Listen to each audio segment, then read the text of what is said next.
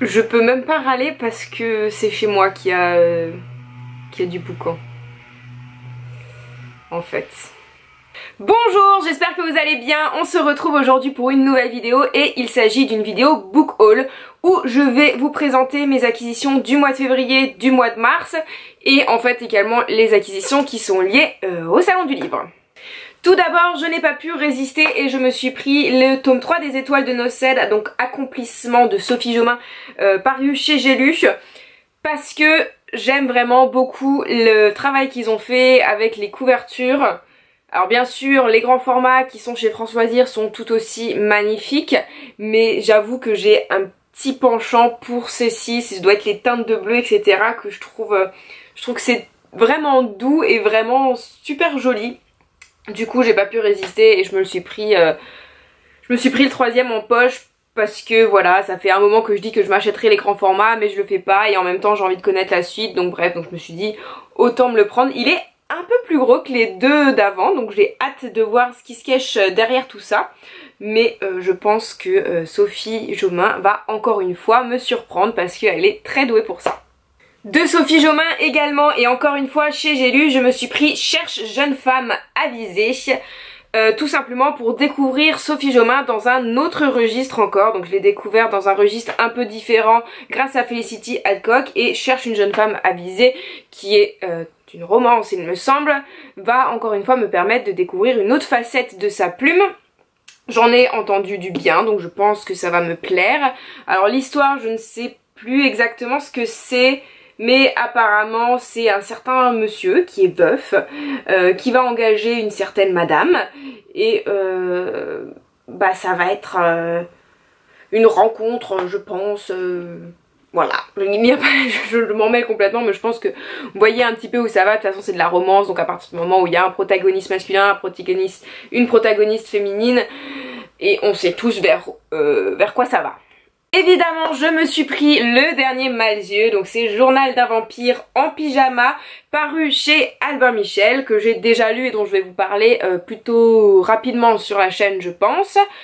J'imagine aussi qu'il n'y a pas vraiment besoin de vous dire de quoi ça parle, que vous en avez déjà entendu parler, du moins je l'espère, parce que c'est un livre, il faut en parler, je trouve que il mérite toute cette attention qu'il y a autour.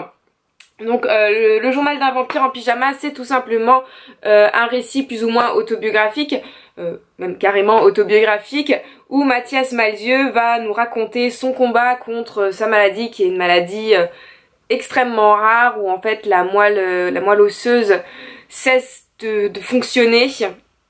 Donc je sais pas trop comment l'expliquer, je veux pas trop dire des trucs qui seraient pas justes, mais en gros c'est qu'il y a plus les globules et tout ça ne sont plus produits, et donc le corps ne peut plus se défendre contre les infections extérieures, etc.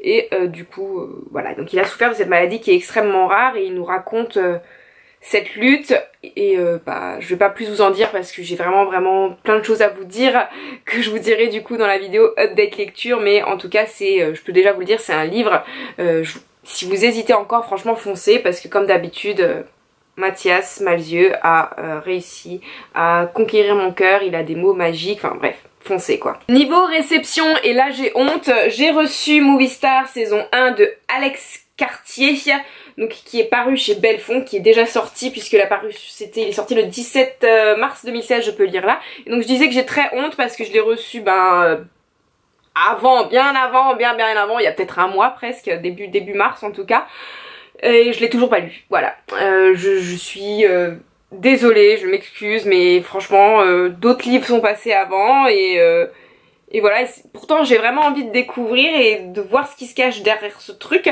parce que grosso modo c'est quand même une histoire pas cliché mais plutôt banale entre guillemets, mais ça m'a l'air assez piquant et assez dynamique et plutôt...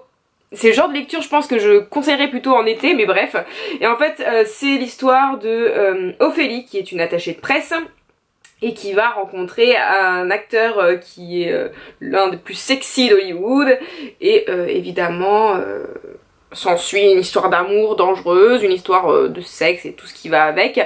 Donc voilà, je ne l'ai pas encore lu, je vous en dirai des nouvelles quand je le lirai, j'espère le faire assez vite parce que franchement c'est honteux ce que j'ai fait, je l'ai reçu en avant-première mais je ne l'ai pas lu, je n'ai pas pu vous en parler avant la date, mais je vais essayer de remédier à ça assez vite puisque on le voit quand même un petit peu partout en ce moment.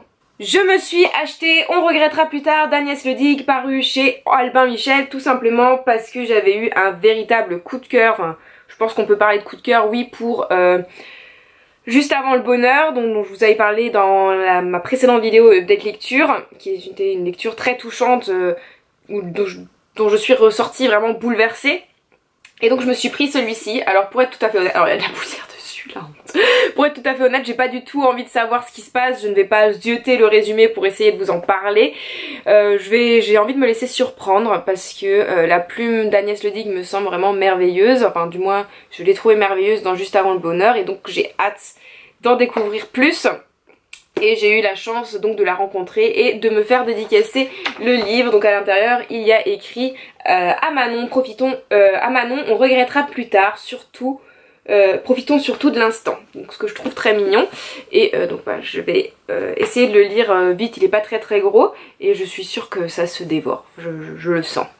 On passe maintenant aux achats qui sont liés au salon du livre de Paris. Je me suis acheté le dernier livre de James Dashner, donc c'est Le jeu du maître, chez Pocket Jeunesse of course. Que dire? Je ne sais pas exactement de quoi ça parle, je sais qu'il y a une histoire de réalité virtuelle, blablabla. Michael passe son temps sur le Virtnet, machin, et puis il va y avoir une série de meurtres, non pas de meurtres, de suicides qui vont plus ou moins intervenir dans le cadre de cette réalité virtuelle et Michael et ses copains vont partir, vont se poser des questions, etc. Enfin je ne sais pas en fait, je sais pas du tout de quoi ça parle. J'avoue tout, je suis en train de bricoler. Mais en train de bricoler en ayant lu un petit peu le derrière. Mais quand j'avais lu le résumé, je sais que ça m'avait beaucoup plu. J'aime beaucoup la façon dont James Dashner écrit parce que c'est pas surfait et que c'est assez clair et qu'on avance en général très bien dans la lecture. Enfin du moins c'est ce que j'en ai ressenti après avoir lu le premier tome donc de Labyrinthe. J'ai lu que celui-ci, j'ai les trois, je suis toujours au premier, bref. Et je me suis dit let's go, ça peut être sympa et c'est bien de temps en temps de se laisser tenter par des petites choses comme ça sans savoir trop si on va aimer ou pas. Ensuite, un achat influencé parce que ce livre est vu et revu sur les chaînes, sur les blogs, etc. etc. On en a beaucoup parlé à un moment donné. Il s'agit de The Book of Ivy de Amy Engel, je ne sais pas trop comment on le dit en fait. Paru chez Lumen. Je l'ai pris sans exactement savoir de quoi ça retournait aussi. Je sais que c'est une histoire comme quoi en fait y a eu, c'est un peu dans un monde post apocalyptique puisqu'il y a eu une guerre nucléaire, etc. La société c'est une certaine société s'est recréée et en fait dans cette société on a deux familles, je crois que c'est ça, et pour maintenir l'ordre en fait il y a une des filles qui doit chaque année épouser un mec de l'autre famille, je crois. Je pense qu'en fait j'ai très mal compris ce qui se passe. Je sais que c'est une fille qui est forcée de se marier et qui n'a pas envie de se marier, voilà. Et donc elle veut tuer son fiancé, son futur mari. On va voir ce que ça donne. J'en ai entendu beaucoup de bien, j'espère ne pas être déçue. En tout cas je trouve que la couverture est super jolie. Je m'étais jamais penchée sur les couvertures des livres de chez Lumen, mais en fait je me suis rendu compte qu'elles étaient toutes vraiment hyper canon. Donc il faudrait peut-être que je m'intéresse un peu plus à cette maison d'édition. Je me suis aussi acheté un album, donc c'est L'Homme Montagne qui est paru chez Delcourt de Gauthier et Fléché. Donc Gauthier c'est la scénariste, Fléché c'est l'illustratrice. J'ai vu pour la première fois cet album sur le blog de Pretty Books tout simplement et j'avais beaucoup aimé sa chronique, donc c'est un achat qui est fortement influencé par Pretty Books et même elle a posté il me semble beaucoup de photos sur Instagram de cet album et ça me mettait l'eau à la bouche à chaque fois. Donc je me suis dit que j'allais me le prendre.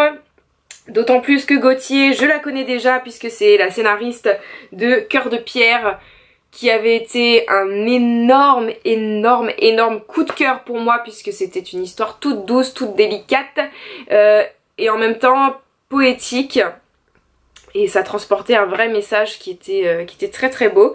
Donc j'espère plus ou moins retrouver un petit peu ça dans L'Homme Montagne, enfin du moins c'est ce que j'attends de sa part. J'attends d'elle un monde poétique, magique, rempli de délicatesse, et j'espère que c'est ce que je vais trouver. Quant aux illustrations de Fléché, je pense que vous pouvez voir déjà rien que à la couverture que ça a l'air juste mais somptueux. Les couleurs vont, je pense, très bien avec le type d'histoire que ça va être.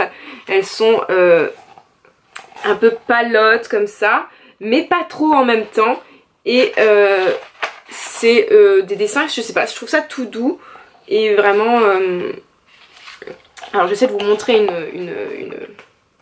une double page, ce serait mieux. En mode galère, donc là nous avons une double page pour que vous puissiez bien voir le type de couleur utilisé, les nuances, et surtout les dessins qui vous allez, enfin... Moi je trouve que c'est vraiment très beau. C'est un peu enfantin, mais en même temps c'est tellement mignon qu'on ne peut que craquer, j'ai envie de vous dire. Et j'espère vous en dire des nouvelles très très vite, parce que je pense que ça se lit vraiment super vite. J'attends le bon moment pour le lire en fait. Et on termine ce book haul avec Avant toi de Jojo Moyes. Donc c'est la version poche de chez Milady. Parce que le film va sortir, je me suis dit qu'il fallait que je lise le livre. Je l'ai commencé, j'ai lu quelque chose comme 100 pages je crois. Voilà, c'est ça à peu près ça. Pour l'instant ça me plaît bien, je veux pas trop m'avancer, mais ça a l'air pas mal. En gros, je sais pas si vous voyez, je pense que vous connaissez, tout le monde connaît le film Intouchable. C'est plus ou moins la même idée, donc on a cette fille, je ne sais plus comment elle s'appelle, Lou, qui a perdu son métier, qui est à la recherche d'un nouveau truc, et en gros elle va être embauchée plus ou moins comme aide-soignante auprès de Will.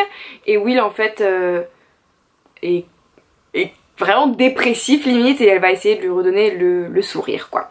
Voilà, je pense que j'ai plus ou moins réussi à résumer la situation, mais de toute façon si vous avez vu le film Intouchable, je pense que vous voyez l'idée. On va voir ce que ça donne. On va voir ce que ça donne. J'ai peur que ça tombe dans le cliché, que ça tombe dans le surfait, que ce soit des choses qu'on a déjà vues et revues. À voir. Et voilà, c'est tout pour ce book haul. J'espère que cette vidéo vous a plu et je vous dis à bientôt pour la prochaine. Bye bye!